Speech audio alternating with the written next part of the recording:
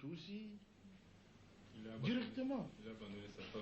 Il a abandonné sa femme à Kinshasa avec les enfants. Vous voyez encore le problème avec les Congolais. C'est grave.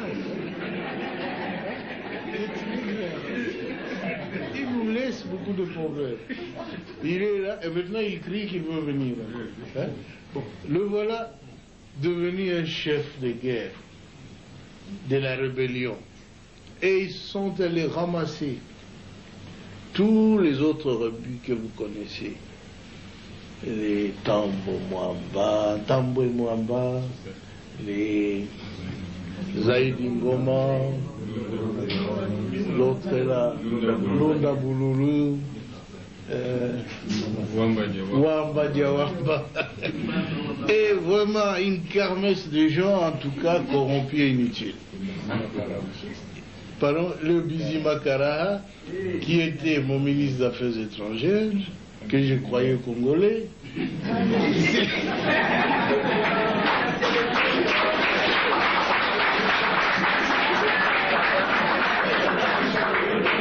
Et, à ma très grande surprise, quand j'avais demandé à cette armée de se retirer, et avait déjà fermé des valises, ils disent, leur armée se retire, ils se sentent en insécurité. Je dis, mais non, votre armée reste. C'est l'armée rwandaise qui se retire. C'est pas la vôtre. Mais ils ont disparu. Et j'ai compris qu'ils n'étaient pas congolais alors. Parce que l'armée qui s'est retirée était rwandaise. Ah oui. Un ministre congolais, un ministre d'État a disparu. Un ministre des Affaires étrangères a disparu. J'ai dit, nous étions infiltrés alors. Infiltrés au sommet de l'État. Alors ainsi on aura pu découvrir des documents où Kagame dirigeait ces gens-là, où il complotait pour que les Tutsis prennent la tête de ce grand pays qui n'est pas le leur. Alors ça en est trop, hein. Ce pays ne leur appartient pas. Ils veulent en prendre la tête. Quoi? Mais c'est pas possible, ça a été très grave. On a vu tout ça, si seulement on l'avait su avant, ça aurait été bien. Mais le conflit a éclaté après. Ils tentent le conflit, ceux qui n'ont pas pu réussir avec le coup d'État, qui avait échoué le 2 août. Et maintenant, je le vois en train d'échouer encore. Notre peuple se défend. Je suis très heureux que vous tous ayez pris conscience de la gravité de la situation pour nous mettre tous ensemble, tous les partis politiques confondus, chez nous. Tous les Congolais se sont mis ensemble derrière le gouvernement. Ils m'ont soutenu, je dois l'avouer très sincèrement. Et je ne sais même pas ce que je ferai pour les rendre ce qu'ils font.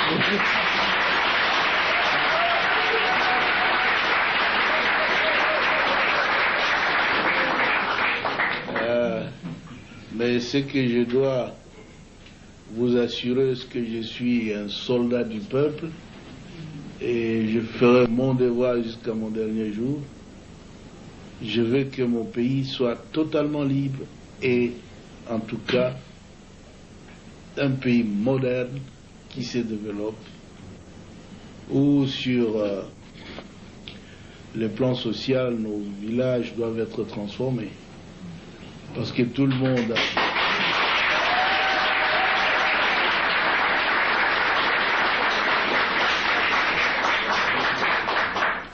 beaucoup de nos élites, beaucoup d'intellectuels, beaucoup de citadins, de gens de ville qui sont habitués à la vie, ont peur de rentrer dans nos villages. C'est parce qu'il n'y a pas de vie là-bas. Nous étions donc engagés dans un programme de reconstruction qui a commencé à porter fruit. Et tout cela sans assistance extérieure. Parce que les habitudes politiques en Afrique, c'est qu'on doit attendre de l'aide de la France, des États-Unis, de l'Union européenne, de la, de la Banque mondiale, de ceci, cela. Mais nous avons dit, depuis quand nous luttions, longtemps, nous disions que notre lutte, c'est la lutte de l'intelligence contre la force brute. La force brute.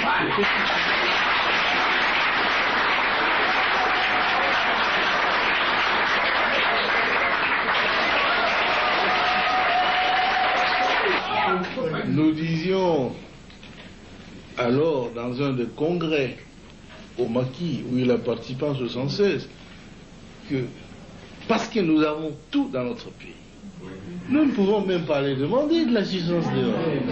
Il faut utiliser l'intelligentsia nationale pour transformer tout ce que nous avons.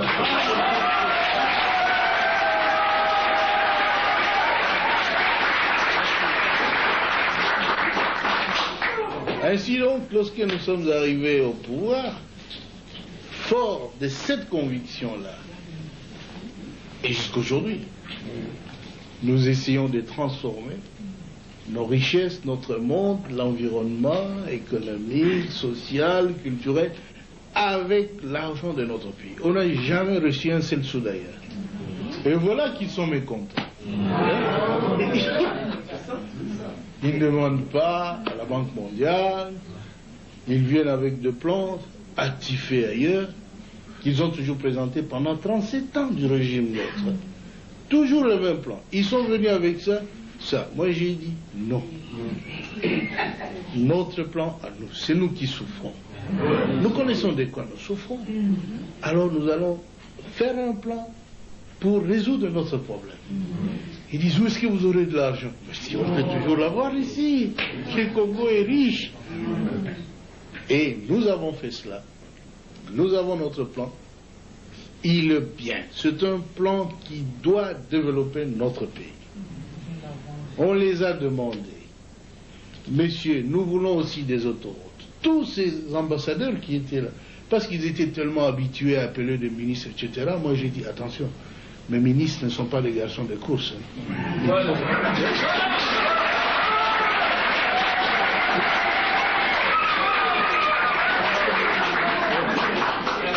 dit qu'il faut laisser le ministre résoudre le problème du pays. Si vous allez continuer à les appeler la nuit, des coups de téléphone, qu'est-ce que vous traitez avec eux? Chez nous, nos ambassadeurs ne vont pas faire ça. Ils ne sont pas capables d'appeler des ministres belges ou français ou américains qu'ils aillent chez l'ambassadeur congolais qui va leur dire des choses qu'il faut faire. Non. Et si vous ne les faites pas là, chez moi, je ne veux pas. Ils trouvent que je suis têtu, arrogant. Je dis, mais c'est pourtant la vérité. Chez vous, ça passe bien. Ça doit aussi passer bien chez nous. Ne vous immiscez pas dans nos affaires. Alors, comment est-ce que vous allez avoir de l'argent? Vous ne ferez même pas 3 mois. Moi, il dit, 3 mois? Mais je ferai plus que 3 mois.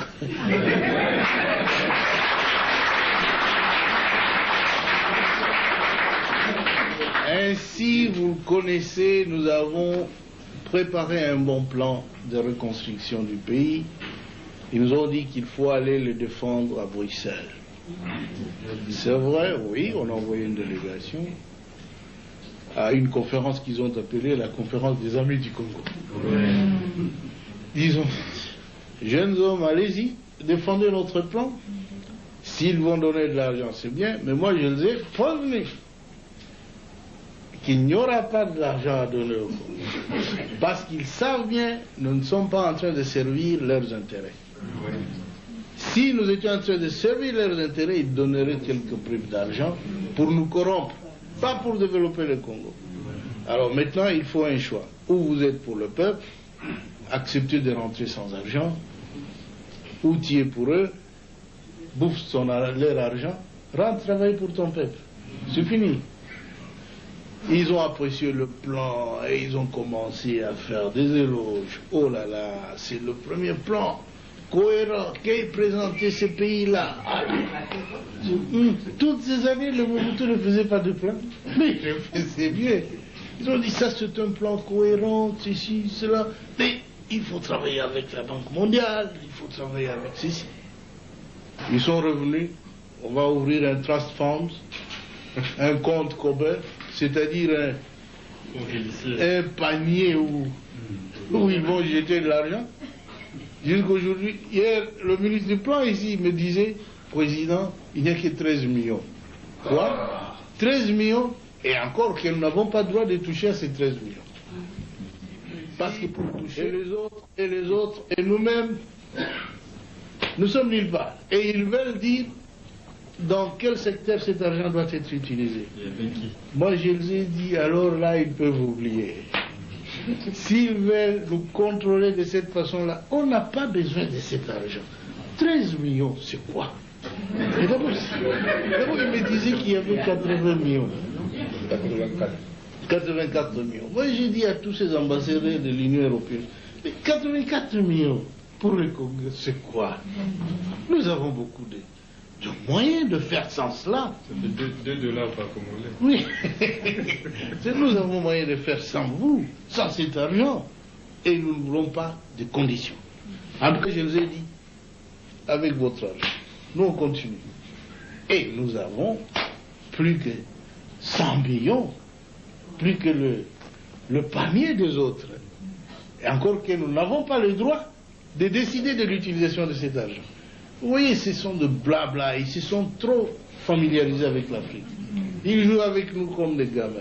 Mais cette fois-ci, ils ont vu que le Congo est devenu majeur. La haine. La haine. Nous n'avons rien contre les Américains, les Européens, le ceci, le cela. Mais vous-même, vous êtes témoin, écoutez RFI et d'autres. La campagne, quelle bassesse, hein? Ils ne font qu'accuser le Congo. Tout ne va pas, ceci, cela, mais tout va très bien. Sinon, le peuple ne se serait pas ligué autour du gouvernement. C'est maintenant que le peuple a compris que la politique, c'est la sienne. Nous ne sommes que des exécutants fidèles. C'est tout. C'est pourquoi tout le monde au Congo tend à se mettre ensemble avec la direction du pays pour que nous puissions arriver à nos objectifs.